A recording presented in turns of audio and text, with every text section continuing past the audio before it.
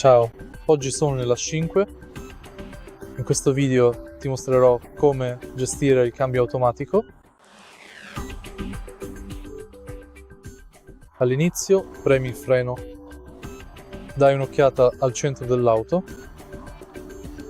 Per passare da parcheggio a retromarcia, spingi la leva del cambio verso il basso a destra. Successivamente tira la leva per selezionare la folle, tirala di nuovo per selezionare la modalità drive e, se vuoi cambiare marcia manualmente, spingila a sinistra. Potrai così cambiare marcia manualmente spingendo la leva del cambio in avanti o indietro. Puoi controllare la marcia attuale sul display di sinistra nel quadro strumenti. Se hai trovato utile questo video, lascia un like, un commento e iscriviti al canale.